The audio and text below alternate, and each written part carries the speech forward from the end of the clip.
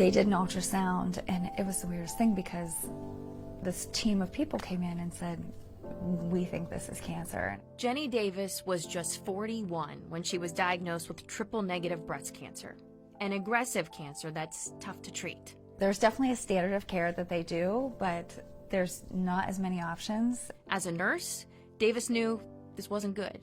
But as a mom of 3, she knew she had to fight. Her treatment started with 7 rounds of chemo, but with horrible side effects, her doctors decided it was just too much. He said, you know, I really think that we need to consider stopping this. And I had a breakdown. When a doctor tells you you have to stop the treatment that you think is helping to save you, That's I'm sure right. the fear kicks in. That's right. I mean, I was terrified. She went on to have a double mastectomy and 26 rounds of radiation.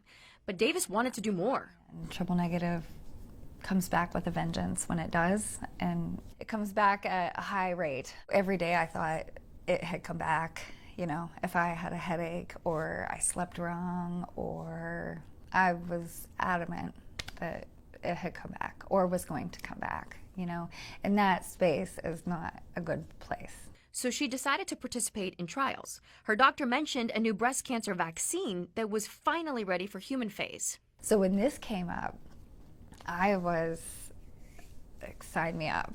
On October 19th, 2021, she became the first person in the world to get the breast cancer vaccine. I wasn't scared because I asked them how many times did they see an anaphylactic reaction? How many times did they see something, really bad side effects? And the answer was 0. So I said, okay. How many times in 2 decades have they seen a recurrence in the lab? 0. Wow. I know. Wow. I know. That never happens.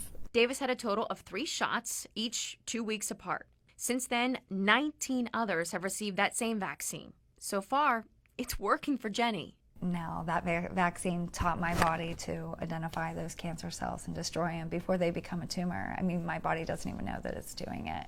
Doctors agree it's great news, but there is more work to be done. What we have done is study this in a very small group of women, and we're kind of looking at the data right now to see how it's working on the immune system. So it's even too early to say how it's working on actual cancer risk. We're just looking to see how the vaccine is changing the response of the immune system in the body. The vaccine still needs to go through several phases before it's available to the masses, but Davis says no matter what happens, she's proud to be part of something groundbreaking. The grander picture is like my girls will get to take it, my grandchildren will get to take it, every woman and person I know, and everybody in the world one day. It's given her hope and a new lease on life. I was planning for the worst instead of living for today, and I don't do that now. Natalie Herbeck, Fox 8 News.